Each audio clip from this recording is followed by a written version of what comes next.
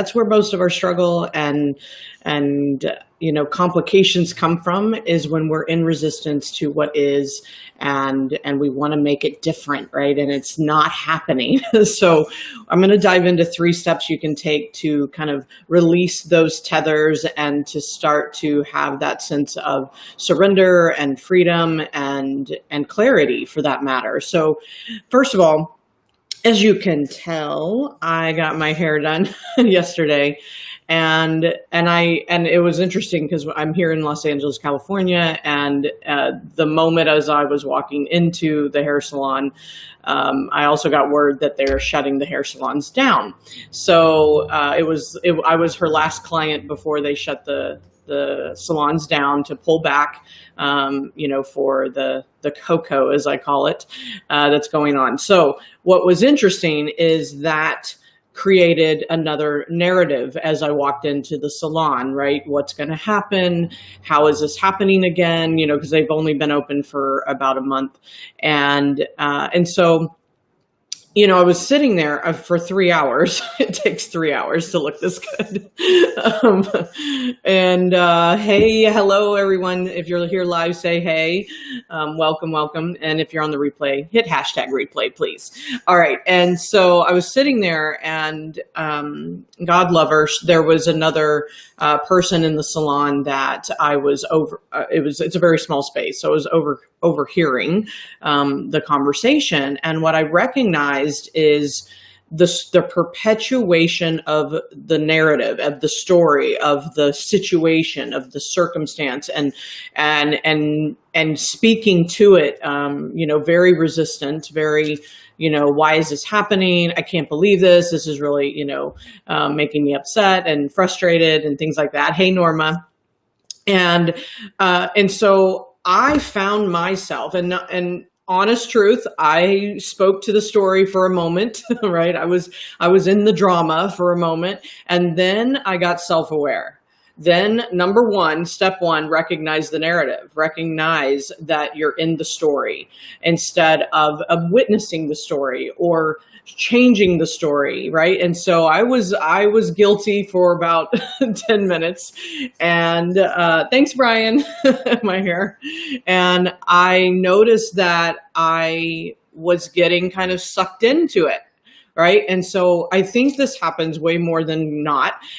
We are, breathing human beings with a human experience, and we go unconscious to this sometimes. And so I stopped myself. I was listening to my own chatter in my head. And then I was listening to the chatter in the salon, and I was like, wow, I'm noticing my vibe, right? I would talk about how number 2, acknowledge the vibe that's going on, and the emotional state that it was starting to generate, that I was starting to generate. And I found myself getting kind of irritated, a little irritation, very subtle, but I was like, man, can you just stop, can we stop sharing the story this way, right?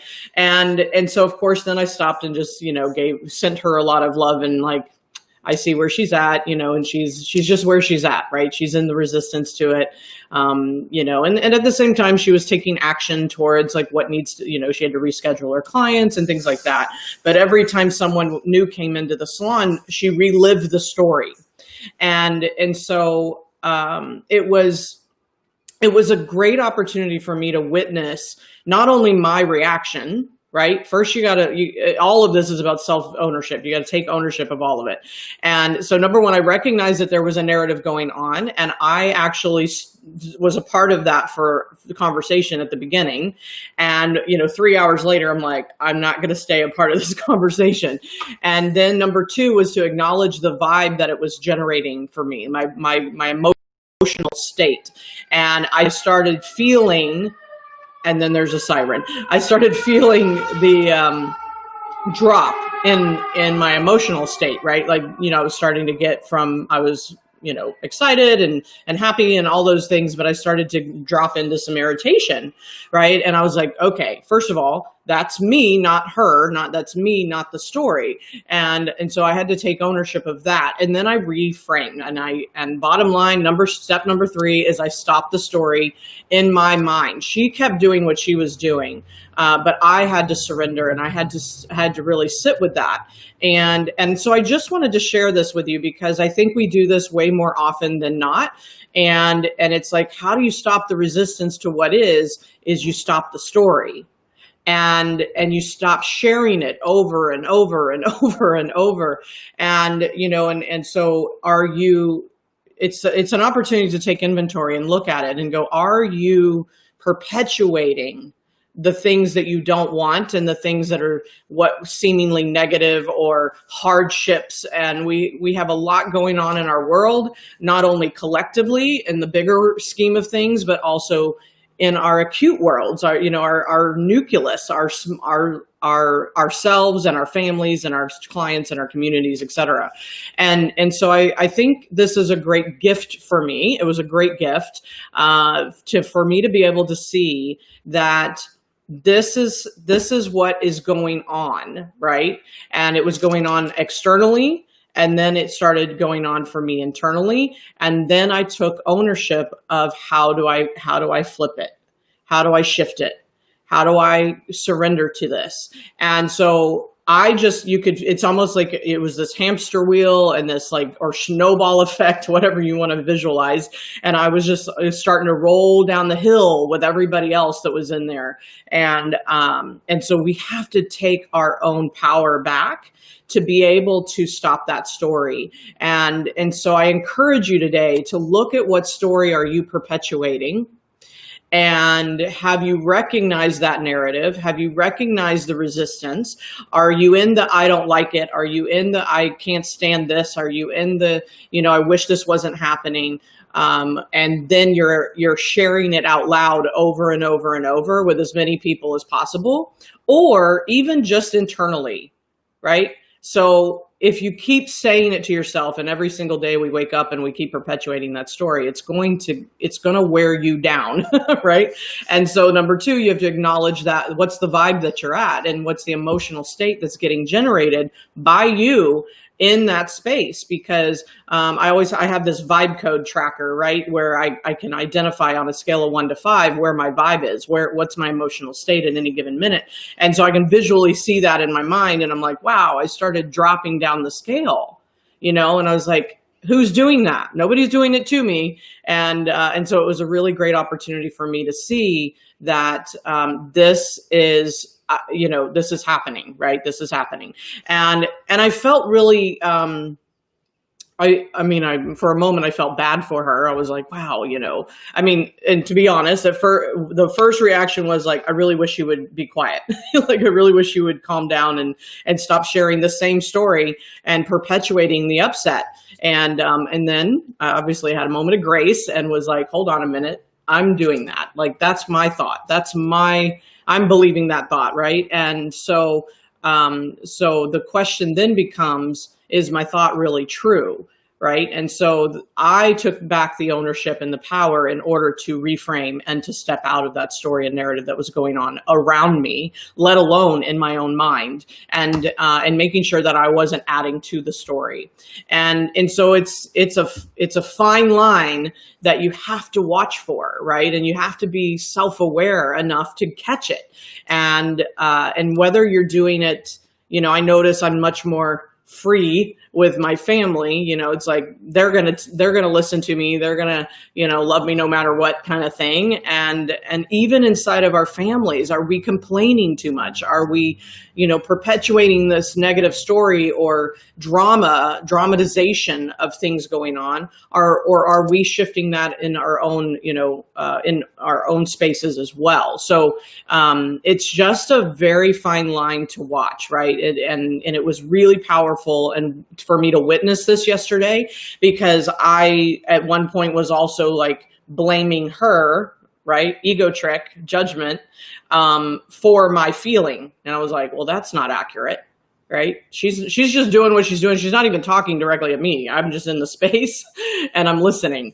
And so of course it wasn't to me, and she's just feeling the way she's feeling. But by the end of it, I was like, so, like I had so much heart and love for her, because I was like, she's in resistance. That's all that's going on. She's feeling it, and she's frustrated by it. And, but that vibe is going to keep you attracting lower vibe situations. And she would definitely come out of it. So I'm not trying to paint a bad picture, but it was, for me, a lesson. For me, it was an opportunity to not only just send her lots of grace and love and, pray for her, right? That she'll come out of that. And I believe she will. She's a business owner, and she's got a lot of great clients. I see clients come in all day long with her, and she obviously serves them well and takes care of them. But it was just an interesting dynamic that I was watching and witnessing,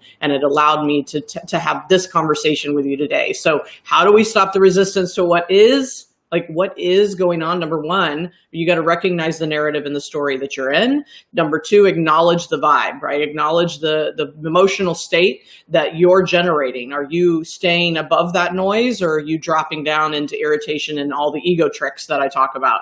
And then number three, you got to stop the story in its tracks. You got to stop the story, shift the story, or just completely surrender and let it go, right? And then ideally, recognize the story that you do want to experience, that you do want to see light in, and then perpetuate that so that the vibe raises.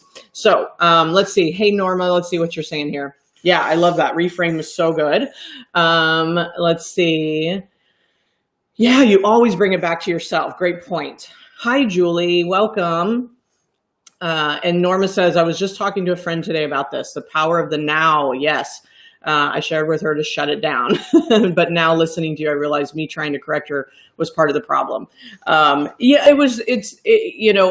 maybe there's a different way to communicate the shut it down, right? And so I never found the opportunity, or I wasn't in a position to communicate directly to that person per se, but I just took back my ownership. I took back my perspective. Right? Like, what am I perceiving about this? And I took ownership of my emotions. And if she was actually dialoguing with me, I would just start reframing the story. Say, like flip it to the gift, or, it's like, well, maybe this is just another opportunity to serve your clients in a different way, or, things like that. So even though sometimes we try to go at people and tell them what we're thinking and how they should do it, right? The opportunity is to ultimately just bring them present to ownership and self-awareness, and allowing them to discover it for themselves. And, and you might ask sometimes, it's like, how do you feel right now? Right? How do you feel right now? And, when they're in the middle of the upset, or the complaining, or the story, or the what have you. And it's like, yeah, so just make note of how you feel, and maybe there's a better way and a different way to create a different feeling. Right. So it's a fine line, again, to be in that communication with people. But, it's like, if we are in the resistance and then we're trying to tell somebody how to do it differently, then we still have some form of attachment potentially going on to them being the source of our angst, or they're being the cause of the effect that we're feeling. And that's the backwards way to look at it. We're the cause of the effect, right? We're the cause. And so and we can just kind of send them, love, and let them be where they are. And if they're someone that we can talk to a little more openly, maybe we can give them a different way of looking at it, or a different suggestion, or a different opportunity to be with whatever the situation is differently. And then we have to let go. We have to let them be where they are at times. But if we want to raise self-awareness in ourselves, let alone other people around us, then we sometimes have to just speak to that. And I always like and you might hear me say this a lot, it's like, what if? right? Just ask them to look at what if we looked at this differently? What if we, and some people just want to be upset. So they may get more upset if you ask them that, but it's, if there's an opening for it, I like to present that question sometimes. It's like, well, what if we looked at it this way? Or what if we thought of it this way? What if this is possible, right? So that may be a way to open that, because ultimately they have to walk through the door. They have to walk through the door. You have to walk through the door, right? And this is my what if for you. What if there was another way to let go of the resistance and really like surrender to what is right now, especially right now. But this is true always, right? We all have adversity. We all have things going on that we don't want. And it's just always an opportunity to let go of that and to recognize what part you're playing in the perpetuation of the story. So fantastic. Let's see. Norma also says, yes, I hear that a lot with this particular friend. I find them always redirecting. Yeah, got it. It's an open conversation though, but the energy is definitely irritating. Yeah. So notice so if it's irritating to self, right?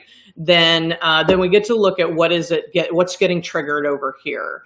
And I tend to get triggered by complaining, or a lot of negativity. And so I have to look at, why do I get triggered? What's going on for me? And I would say in all of my work that I've done to figure it out is that I tend to be a fixer. Go figure, right? I'm a fixer. Why am I a fixer? I want a sense of control. I want a sense of being able to make it better, right? And so if I'm a fixer, if I have a tendency to fix it, then I get irritated when I can't. So it's not even about them being the way they are. It's about me not being able to fix it for them and make it better, right? And so my attachment is to fixing it. And so, Norma, I don't know if that was helpful, but you might look at that and just say, well, what creates the irritation in me, right? They're just doing what they're doing. And if I didn't have any trigger, then it would just bounce off, right? It would just fly over my head, right? And it would be like, all right, that's what they're talking about right now. And so I definitely I know that I have that trigger. I know that I can get irritable and frustrated if I can't seem to fix it. And especially for people, no wonder I'm a mentor and a coach. I fix things, right? I want to fix it for you. However, I have definitely stepped back from that role and lessened the responsibility of the result for people, right? And so if I allow people to have their own journey and their own experience, but I guide them, I show them a new way, I open their eyes, then they can find their answers within it. So hopefully that was helpful, and maybe you can see it differently too for you and others. So thank you so much for being here. I hope this was helpful. Again, this conversation is about how to stop the resistance to what is, and I would love to know what your takeaway is. Now, if you'd like to dive deeper into this conversation and to really open up the clarity and the direction and the self-awareness and the ownership that it takes to shift your life for the better, and therefore sometimes see other people differently, right? See the situation differently, experience the situation differently, and respond differently, then we have to dive deep into this self-work, right? So this Friday, July 17th, we are doing the deep dive one-day virtual event. So if you'd like to join us, there's still time to register, and I would love to see you there. And you can go to bravemasters.com/deep dive. I actually have the link right here on the screen, and it's not too late to register, so I would love to see you there. Thank you so much for your time and attention today, and I can't wait to see you, and hopefully on